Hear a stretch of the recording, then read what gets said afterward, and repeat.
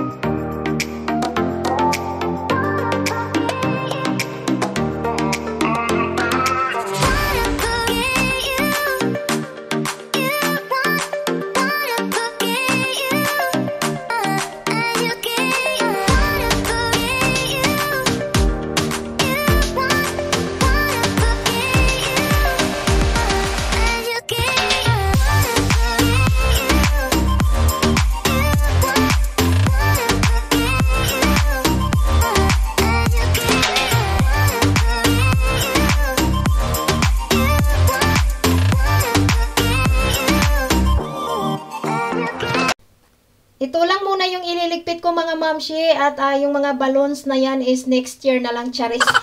Gusto ko kasi umupo mga mamshi while tayo ay nagchichikahan kasi medyo pagod ang Lula Bells dahil kakarating lang din namin at may pinuntahan kami. So, kung natandaan yung mga mamshi nung March 9 is, di ba, na-vlog ko din yun na yung anak ko is naisali siya sa isang exam na kumbaga nakuha siya or napili siya sa room nila para isali sa exam na yon.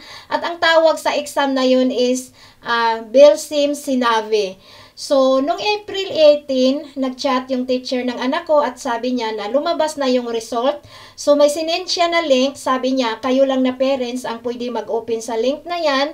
So, sundan nyo lang kung paano siya i-open. At sabi ng teacher, pag ma-open nyo na, is pwede ba i-send nyo sa akin yung link na na-open nyo. So, ayun mga mamshi, ipapakita ko sa inyo mamaya yung mga link na yon, pero hindi ko na ipakita kung paano namin inopen kasi may mga personal information ang anak ko doon. So, ayaw namin na i-public yon. At ang sabi ng teacher na halimbawa kung nakapasa ang anak ko doon, so pwede siya mag-proceed sa next round or sa second exam. So, pwede siya mag-proceed and then until third exam yun siya. So, pag makapasa doon, sabi ng teacher is may magandang opportunity na nag-aantay sa mga bata na naisali sa Belsim Sinavi na yon. Yun ang sabi ng teacher. So, ayan mga mamshi ngayon, ipapakita ko sa inyo yung sinend ng teacher na link. Ito siya. And then, i-click lang namin yan. And then, ayan yung chat ng teacher na sabi niya pag ma-open, pwede ba daw i-send namin sa kanya, i-screenshot daw namin. So, ayun mga mamshi, i-click ko yung link na yon. At pag ma-click ko na yung link na yun mga mamshi is mapupunta na ako dito. So, ayan yung mga hinihinging information about sa anak ko. So, meron din siyang code. So, kami lang na mga parents ang nakakakita nun. So, pag ano na namin lahat, ma-proceed na kami doon sa parang parang kumbaga ma-open na namin siya. Pero nung na-open namin yun siya mga mamshi is hindi namin naintindihan. Although si Dudong, naintindihan naman niya kung anong mga sinasabi doon. Pero what I mean is, wala kasing nakasulat doon kung nakapasa ba yung anak namin sa exam na yon or ano ba ang result ng exam na yon. Wala siyang nakasulat doon. Iba yung mga nakasulat doon. So ngayon, dahil nga naghihingi ng screenshot yung teacher, so in-screenshot namin and then sinend namin sa teacher ng anak ko and then nag-ask kami, nagtanong kami, sabi namin, teacher, or sabi namin, ma'am, or hujam kasi tawag dito, ano pala ang result? Kasi hindi namin to naintindihan ang mga nakasulat dito. Hindi namin alam kung nakapasa ba or hindi yung anak namin. So, sabi ng teacher, yung pinaka-result is wala dyan. Kumbaga, kailangan or need nyo lang i-open ng mga parents ang link na yan. Pero yung final result is nandoon sa principal's office. Yun ang sabi ng teacher. So, sabi ng teacher, itong link na hiningi ko sa itong in-screenshot nyo na hiningi ko sa inyo, ipapakita ko to doon sa principal, and then ayun, titingnan niya doon kung nakapasa or hindi yung anak ko. So, sabi ng teacher ng anak ko, bukas is... So, ngayon, nung kinabukasan, kasi may pasok, and then, ayun, palagi ko naman hinahatid yung anak ko sa school. So, nung nakita ko ng teacher, kasi nauna siya pagkadating ko, nandoon na yung teacher. Tapos, nung pagkadating namin, sinalubong kami ng teacher. Nung medyo malayo pa yung teacher, medyo nakangiti siya. So, parang naka-feel ako ng something good. Parang ganon. Tapos ngayon, nung talagang malapit na sa akin yung teacher, mas lalong lumaki yung ngiti niya, sabi niya. Tapos, so naano ko agad na, uy, nakapasa yata yung anak ko sa exam na yon. Tapos ayun, sabi ulit ng teacher, congratulations, nakapasa yung anak mo doon sa exam. Tapos ayun, na-happy din syempre ako, diba? Syempre, sinong nanay ang hindi ma-happy pag ganon. Tapos ayun, kinongrats din niya yung anak ko, sabi ng teacher, ang galing mo naman.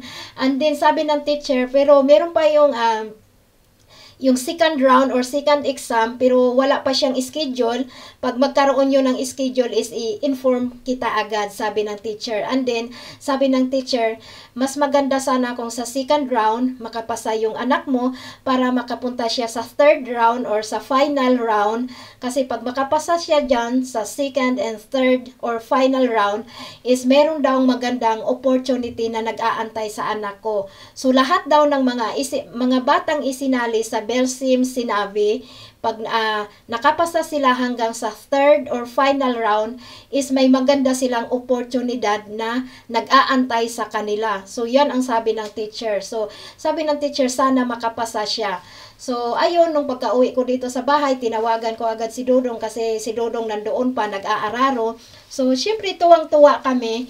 And then, ayun, sabi ko naman, parang sabi ko sa sarili ko, if ever man hindi makapasa yung anak ko sa second round or second exam, okay lang din. At least, 'di ba, naranasan ng anak ko na naisali siya sa ganon. Kasi lahat ng mga estudyante, mga mamshi, bawat room is isasali doon. Kumbaga, pagpipilian lang yung mga karapat-dapat na isasali sa Belsim, sinabi na yon.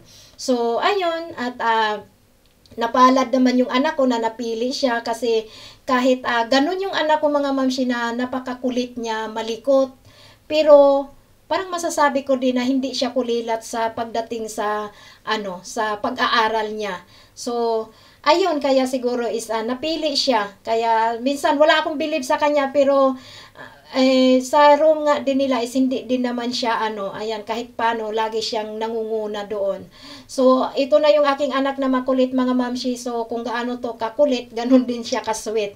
Kaya, ayan, we're hoping and praying na sana sa second round and third round is makapasa siya. So, ito lang yung ating vlog for today, mga mamshi. Bye-bye!